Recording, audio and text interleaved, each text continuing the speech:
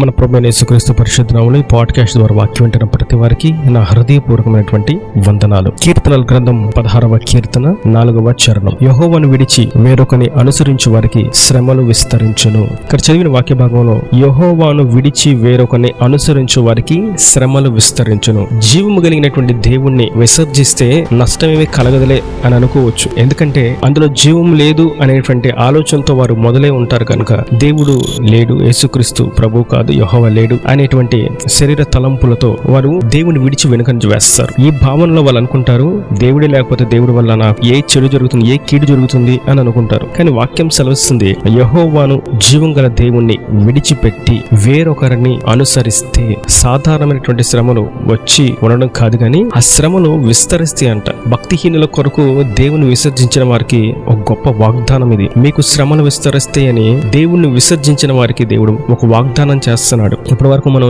చరిత్రలో తన ప్రజలకు ఆయన వాగ్దానం చేశాడు. నిన్ను అత్యధికంగా విస్తరింపచేస్తాడు, కుడియనములకు నిన్ను వ్యాపింపచేస్తాను, నీ బహుమానం అత్యధికంగా మౌను, నీ బ్రతుకు దినములంటే ఎవడు నీతో నిలబడలేడు, నేను నా కుడి హస్తానికి తోడుగా ఉంచాను, నా చేయి పట్టి నేను లేవనెత్తాను, నీకు విరోధంగా రూపించబడినటువంటి ఏ ఆయుధము వర్తిల్లదు అని ఇలా కొన్ని వాగ్దానాలు దేవుడు తన ప్రజలకు ఇచ్చాడు. కానీ ఇక్కడ మనం చూస్తాం చరిత్రలో తొలిగా భక్తిహీనుల కొరకు ఒక వాగ్దానం, యెహోవాను విడిచి వేరొకరిని అనుసరించే వారికి శ్రమలు విస్తరించును. చరిత్రలో అటువంటి శ్రమలను ఎవరైనా పొందుకున్నారా? జీవము కలిగినటువంటి నిత్య జీవపు మాటల ఓటలు కలిగినటువంటి దేవుని విసర్జించి వేరొకరిని అనుసరించడం చేత, దేవుని యొద్ద నుండి దూరమైపోవడం చేత శ్రమలు విస్తరింప చేయబడిన వారు ఎవరైనా ఉన్నారా అంటే అవును, చాలా మంది ఉన్నారు. అయితే నేటి దినాన ప్రత్యేకంగా ఒక వ్యక్తి గురించి మనం ధ్యానించినట్లయితే అతను గొప్ప సావుకుడు. అతని మాట ఒక్కసారి వెలువడితే అతని మాటకి లోబడి లక్షలాది మంది రక్షణ పొందుకుంటారు, దేవుని వైపు త్రిప్పబడతారు. అటువంటి గొప్ప ప్రవక్త. కానీ అతను దేవుని యొద్ద నుండి దేవుని సన్నిధి నుంచి దూరం అయిపోవాలని ప్రయత్నం చేశాడు. అతనే యోనా. అతని గురించి మనం చూస్తాం యోనా గ్రంథంలో 1వ అధ్యాయము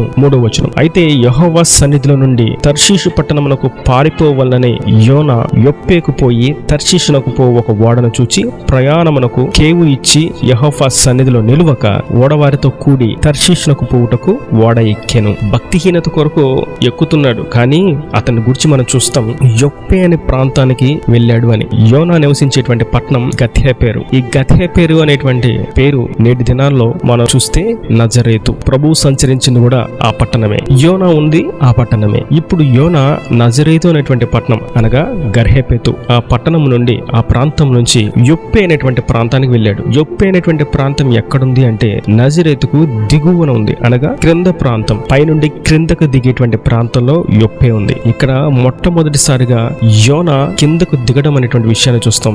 ఎందుకు అంటే దేవుడు యోనాకు చెప్పాడు, నీవు నినెవే అనేటువంటి పట్టణమునకు వెళ్ళి అక్కడ ప్రాంతవాసులు బహు పాపపు బంధకాల్లో ఉన్నారు, నువ్వు వెళ్ళి సువార్త చెప్పు, వాళ్ళు రక్షణ పొందుతారు, మారు మనసు పొందుకుంటారు. ఒకవేళ పొందుకోకపోతే 40 రోజుల్లో వారి యొక్క జీవితాలు ఇక ముగించబడుతుంది అని చెప్పు అని చెప్పాడు. ఈ మాట చెప్పడానికి యోనా ఇష్టపూర్వకంగా లేడు. ఎందుకంటే ఒకప్పుడు ఈ నినెవే పట్టణస్థులు ఇజ్రాయేలీలను బహుగా ఇబ్బంది పెట్టిన వారు కనుక వారికి ఆ స్థితి కావాలని తన మనసులో కోరుకుంటూ వారికి సువార్త అందకూడదు, వారికి వెళ్ళి నేను చెప్పకూడదు, వాళ్ళు రక్షించబడకూడదు, వారు మారు మనసు పొందకూడదు అనేటువంటి దురుద్దేశంతో దేవుని సన్నిధి నుంచి దూరం అయిపోవడానికి ప్రయత్నించాడు ఈ ఘనుడు. అయితే అతని విషయంలో మనం చూస్తాం యొప్పే అనేటువంటి ప్రాంతానికి వెళ్ళాడు, అనగా దిగాడు. తన ఉన్నటువంటి పట్టణంలో నుండి ముందు దిగిపోయాడు. తర్వాత మనం చూస్తాం 1వ అధ్యాయం 5వ వచనంలో, కాబట్టి నావికులు భయపడి ప్రతివాడును తమ తమ దేవతను ప్రార్థించి ఓడ చులకన చేటికే అందులోని సరుకులను సముద్రంలో పారవేసి అప్పటికి యోనా ఓడ దిగువ భాగమున పోయి పండుకొని గాఢ నిద్ర పోయి ఉండెను. ఇక్కడ మనం చూస్తాం యోనా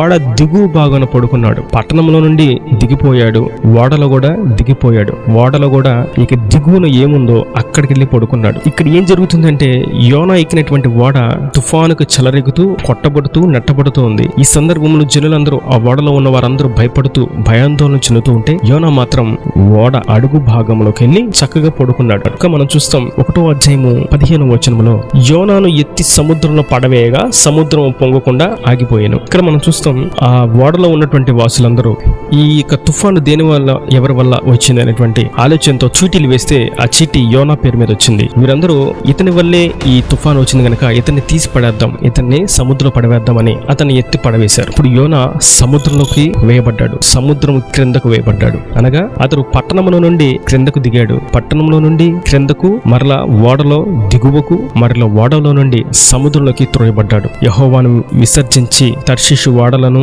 నావికులను ప్రాంతాలను నమ్ముకుంటే యోనా పరిస్థితి చూస్తే క్రమక్రమేణా అడుగుకి క్రిందకు దిగజారిపోతూ ఉన్నాడు. మరొక విషయాన్ని మనం చూస్తాం. 1వ అధ్యాయం 17వ వచనంలో, గొప్ప మత్స్యము ఒకటి యోనాను మృంగవలెనని యెహోవా నియమించి ఉండగా యోనా 3 దినములు ఆ మత్స్యము యొక్క కడుపులో ఉండెను. చివరిగా యోనా మత్స్యము యొక్క కడుపులోకి వెళ్ళిపోయాడు. అనగా చేప కడుపు లోపలికి, దిగువలోకి, చీకటిలోకి వెళ్ళిపోయాడు. ఇప్పటి వరకు వెలుగుగా ఉంది, సూర్యుడు కనిపించాడు, చంద్రుడు కనిపించాడు, అందరూ మనుషులు కనిపించారు. కానీ ఇప్పుడు యోనా చివరికి ఎక్కడికి వెళ్ళాడంటే ఎవరు కనిపించినటువంటి ప్రదేశానికి వెళ్ళిపోయాడు, చిమ్మ చీకటికి వెళ్ళిపోయాడు, బహు భయంకరమైనటువంటి స్థానానికి చేరుకున్నాడు. 3 రాత్రింబగళ్ళు యోనా చేప కడుపులోనే ఉన్నాడు. ఇక్కడ మనం గుర్తించాల్సినటువంటి విషయం ఏదనగా, దేవుని యొద్ద నుండి దూరం అయితే ఎవరికైనా సరే ఇదే పరిస్థితి. ఇది ఒక ఉదాహరణ మాత్రమే. చరిత్రలో ఎన్నో ఆధారాలు, అది లోతు గాని, సౌలు గాని, సంసోను గాని, కయ్యేని గాని, ఇస్కరేతు యూదా గాని, ఇలా మనం చూస్తూ ఉంటే ఎందరైనా ఎవరైనా సరే ఎన్నో ఆధారాలు. ఎవరి పరిస్థితి అయినా సరే ఇటువంటిదే. దేవుని యొద్ద నుండి దూరం అయితే, దేవుణ్ణి విడిచిపెడితే, దేవుని సరి నుంచి వెనుకడుగు వేస్తే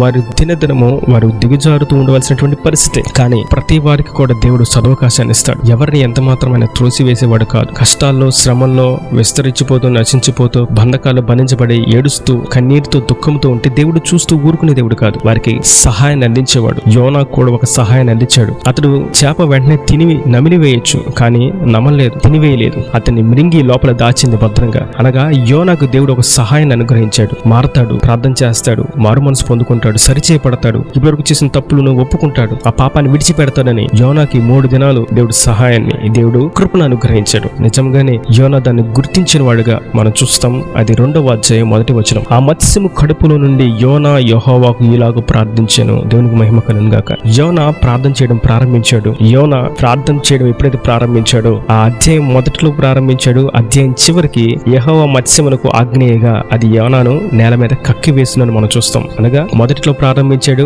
అధ్యాయము చివరి ప్రార్థన ముగించిన వెంటనే మత్స్యము అతన్ని సముద్రం ఒడ్డునకు వెళ్లి కక్కి వేసింది. క్షేమంగా యోనా మరలా బయటకు వచ్చాడు. జనులను చూశాడు, సూర్యచంద్రులను చూశాడు, తాను సజీవుడిగా ఉన్నానని సంతోషించాడు. ప్రతి వానికి కూడా దేవుడు సదవకాశాన్ని ఇస్తాడు. ఇది కృపాకాలం. మనిషి ఈ భూమి మీద బ్రతికినంత కాలం దేవుడు అనుగ్రహించినటువంటి కృప. మీరు శరీర సంబంధంగా, ఆత్మ సంబంధంగా ఏ కోణంలో సరే మీరు దిగజారిపోతూ, మీరు ఎదగలేని వారుగా ఉంటున్నారు అంటే దేవుని యొద్ద నుండి మీరు దూరం అవుతున్నారేమో అని గుర్తుంచుకోవాలి. దాన్ని ఏ విషయంలో దూరం అయిపోతున్నారనే విషయాన్ని గుర్తించి దాన్ని సరిచేసుకోవాలి. ఒకవేళ సరి చేసుకోకపోతే ఈ భూమి మీద బ్రతికినంత కాలం దేవుడు కృపనిస్తాడు. ఎప్పటికైనా గుర్తిస్తారు వారి పాపాన్ని, ఇది నేను చేసిన తప్పు అని గుర్తిస్తారని దేవుడు కృపనిస్తాడు. అయినా ఈ భూమి మీద బ్రతికున్నంత కాలం, ఆయుష్ ఉన్నంత కాలం కూడా కృపనిచ్చినా కూడా దాన్ని సరి చేసుకోకపోతే, ఈ యోనా 3 దినాలు కృపను పొందుకున్నాడు. కృపలో ఈ 3 దినాల్లోనే తాను మారు మనసు పొందుకున్నాడు. దేవుని ఎదుట పశ్చాత్తాపడ్డాడు, ప్రార్థన చేశాడు. ఒకవేళ ప్రార్థన చేయకపోతే 4వ దినానికి యోనా లోపల మత్స్యపు కడుపులో మృత కళేవరంగా మార్చబడి ఉండేవాడేమో. ఇక యోనా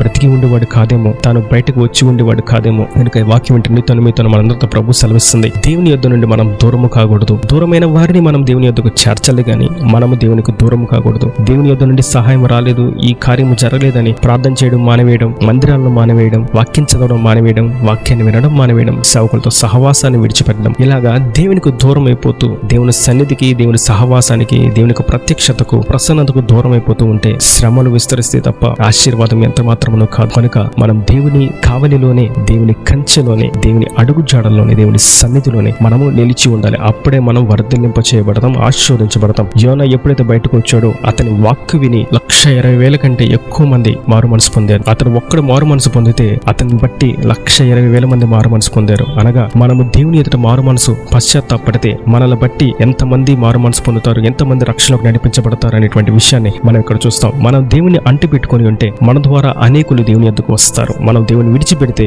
మనం దినదినము అణిచివేయబడుతూ సాతాను బంధకాలకు బంధించబడిన వారంగా మార్చబడతాం. కనుక మనం దేవుని సన్నిధిలోనే ఉండాలి, దేవుని కను సైగల్లోనే ఉండాలి, దేవుని ఆధీనంలోనే ఉండాలి. దేవుని యొక్క రాజ్యం కొరకు మాత్రమే మనం నిలిచి ఉండాలి. విశ్వాసంతో, నిరీక్షణతోనే ముందుకు సాగాలి. యోనాను గురించి మనకు ప్రభు సెలవిచ్చి ఉండగా అతను బట్టి మనం నేర్చుకోవాల్సినటువంటి పాఠం, తప్పులు అందరూ చేస్తారు కానీ అతడు సరి చేసుకున్నాడు, అతడు వాడబడ్డాడు. మనము చేసినటువంటి తప్పులను, అవిధేయతలను సరి చేసుకుంటే, పశ్చాత్తాపడితే, ఒప్పుకుంటే ప్రభు మనలను ఉన్నతంగా వాడుకుంటాడు. యోనా ఒక్కడిని బట్టి 1,20,000 మంది మారు మనసు పొందారంటే సాదాసీదా విషయం కాదు, అది మర్చిపోయేటువంటి విషయం కాదు, ఎప్పటికీ జ్ఞాపకం ఉండేటువంటి విషయం, ఒక శ్రేష్టమైనటువంటి భాగం. చరిత్రలో ఎవరు కూడా ఒక్కని వాక్యాన్ని బట్టి 1,20,000 మంది రక్షణ పొందారు, మారు మనసు పొందారు అనేటువంటి మాటను మనం ఎక్కడ చూడము, యోనా జీవితంలోనే చూస్తాం. కారణం, అతడు చేసిన తప్పును బట్టి అతడు సరిచేయబడ్డాడు. కనుక మనందరం సరిచేయబడదాం. దేవునికి ఏమాత్రం దూరం కాకుండా, ఏ విషయంలో ఒకవేళ దూరం అవుతున్నామో దాన్ని గుర్తించి దేవుడికి చేరువవుదాం. దేవునితో ఒక సహవాసం, తండ్రితో మనం ఒక సహవాసం కలిగి ఉందాం. ఈ సహవాసం కూడా అదే, ప్రతి వారు కూడా తండ్రితో సహవాసం కలిగి ఉండాలి. ఎవరు దేవునికి దూరం కాకూడదు. కొంతమంది దేవుడితో సహవాసాన్ని విడిచిపెట్టి సేవకులతోనూ, సహోదరులతోనూ, మనుషులతోనూ, రాజకీయ నాయకులతోనూ, ఉద్యోగాలతోనూ, వ్యాపారాలతోనూ, డబ్బుతోనూ, అధికారులతోనూ సహవాసాన్ని కలిగి ఉంటారు. కానీ అది ప్రాముఖ్యం కాదు. దేవునితో సహవాసం కలిగి ఉండాలి. దేవునికి ఎప్పుడు మనం దూరం కాకూడదు. కనుక దేవునికి దగ్గర అవడం, దేవుని ఆశీర్వాదాలు పొందుకుందాం. దేవుని నుండి దూరం కాకుండా దేవుని శక్తి చేత నింపబడదాం. ఈ దేవుని మాటల ప్రతి వాని హృదయంలో నేను కట్టి చేయను కాక. ఆమేన్. God bless you. తల వంచి కన్నులు మూసేటైతే మీ కొరకు చిన్న ప్రార్థన. ప్రేమ స్వరూపి కరుణ కటాక్షంగా తండ్రి, నా ప్రభువా, వాక్యాన్ని ప్రతి బిడ్డను ఆశీర్వదించి నిండాలుగా దీవించండి. నీ యొద్ద నుండి దూరం అయిపోతే శ్రమలు విస్తరిస్తాయని అయ్యా భక్తిహీనులకు ఒక వాగ్దానం మీరు చూపిస్తున్నారు. అయితే సరిచేయబడితే, ఒప్పుకుంటే, మారు మనసు పొందితే, పశ్చాత్తాపడితే వాటి నుంచి విడిపించి క్షమించి మీరు వాడుకుంటారని సెలవిచ్చారు. వాక్యాన్ని ప్రతి బిడ్డని ఆశీర్వదించండి. ఒకవేళ ఏ విషయాలు దూరం అవుతున్నారో దయచేసి క్షమించండి. వారికి సాధవకాశాన్ని అనుగ్రహించండి. వారు చేస్తున్నటువంటి అవిధేయమైనటువంటి క్రియలను తెలియచేయండి. నీతో అంటుకట్టబడిన వారికి నీతో సహవాసం కలిగినట్టుగా జీవింపచేసి, దినదిన వర్ధిలింపచేసి, వారిని బట్టి అనేకులు రక్షించబడినట్టుగా, ఆశీర్వదించబడినట్టుగా సహాయం చేసి రాజ్యాన్ని సిద్ధపరచమని యేసు పరిశుద్ధ నామమున ప్రార్థించి వేడుకుంటున్నాను తండ్రి. ఆమేన్. ఆమేన్.